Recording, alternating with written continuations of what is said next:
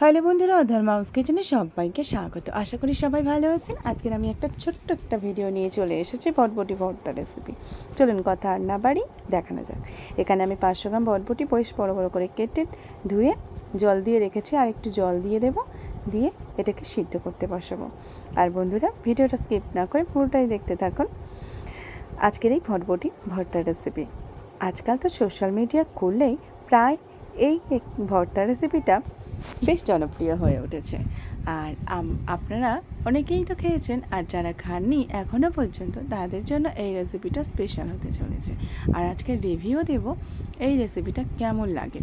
চলুন, আবার রুটি সিদ্ধ হয়ে গেছে, এবার ওটাকে ঠান্ডা করতে নেব একটু জল দিয়ে ধুয়ে।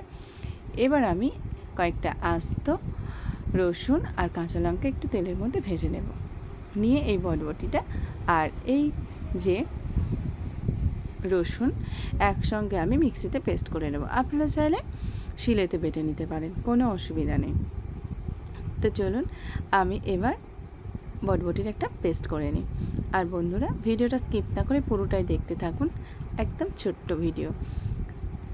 এই যে আমার পেস্ট হয়ে গেছে, তো এবার আমার রেডি করার পালা। চলুন, কড়াইয়ে তেল দিয়ে দিয়েছি, তেল গরম হয়ে গেছে। একটা শুকনো লঙ্কা, তেলটা মিডিয়াম গরম হলে তখনই দিয়ে দেবেন কালো জিরে আর শুকনো লঙ্কাটা, কারণ কালো জিরে বেশি ধরে গেলে বা খুব গরম হয়ে গেলে যদি তেলের মধ্যে অনেকক্ষণ রাখেন, বেশিক্ষণ রাখলে এটা পুড়ে যায়, আর পুড়ে গেলে তিতো হয়ে যাবে।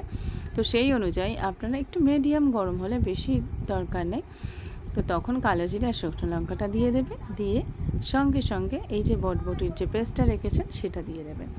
আর বন্ধুরা, এইভাবে একটু ধৈর্য ধরে কড়াইতে এই বটবটি যে পেস্টটার মধ্যে নিশ্চয়ই বুঝতে পারছেন জল অনেকটা রয়েছে, একটা ব্যাটার টাইপের হয়ে গেছিলো। তো এর মধ্যে লবণ আর হলুদ দিয়ে দেব, দিয়ে আমি এটাকে একদম শুকনো করে ভেজে নিতে হবে। একদম রসটাকে ভালোভাবে শুকিয়ে নিতে হবে, এই মানে আঁচে রেখে কড়াই। যারা অবশ্যই তো চলুন, বানাননি এখনো পর্যন্ত একবারও এইভাবে আমরা তারা অবশ্যই একবার ভালোভাবে শুকনো করে নেব। আর বন্ধুরা, এখানে আপনারা লঙ্কার গুঁড়ো একটু দিতে পারেন, এখানে না একটু আমি দিইনি কারণ কাঁচা লঙ্কাটা বেশ ঝাল ছিল, আর এই বটবটি রসটা আপনাদের মেরে নিতে হবে। তো বন্ধুরা, ভালো লাগলে ভিডিওটা অবশ্যই একটা লাইক, চ্যানেলটা সাবস্ক্রাইব করতে ভুলবেন না। আর আমার চ্যানেলে যারা নতুন বন্ধু আসছে তারা অবশ্যই একটা লাইক আর চ্যানেলটা সাবস্ক্রাইব করে রাখবেন, পাশে থাকা বেল আইকনটি অবশ্যই ক্লিক করে রাখবেন, কারণ নতুন কোনো ভিডিও আপলোড দিলে সবার আগে আপনার কাছে নোটিফিকেশান যাবে। আর এইভাবে একটু ধৈর্য ধরুন, কারণ কষ্ট করলেই কেষ্ট মেলে, এটা কিন্তু আমাদের কথায় আছে। দেখলেন একদম চেঞ্জ হয়ে গেছে কালারটা অনেকটাই, আর কতটা শুকনো হয়ে গেছে নিশ্চয়ই আপনারা দেখে বুঝতে পারছেন, আর বলার আর প্রয়োজন মনে হবে না আশা করি। তো একদম চেঞ্জও হয়ে গেছে কালারটা, দেখতে পাচ্ছেন। এবার আমি এইভাবে আর একটু নেড়ে চেড়ে একটা বাটির মধ্যে তুলে নেব। আর গরম গরম এইরকম বটবটির ভর্তা অবশ্যই একবার খেয়ে দেখবেন, মনে রাখার মতো। আর যারা খেয়েছেন তাদের কাছে তো আর রিভিউ দেওয়ার কোনো প্রশ্নই ওঠে না, আর যারা খাননি তাদের জন্য বলবো দারুণ লাগে। একবার অন্তত এই সময় এই বটবটি ভর্তাটা একবার অন্তত খেয়ে দেখতে পারেন, এটা আমার অনুরোধ রইল।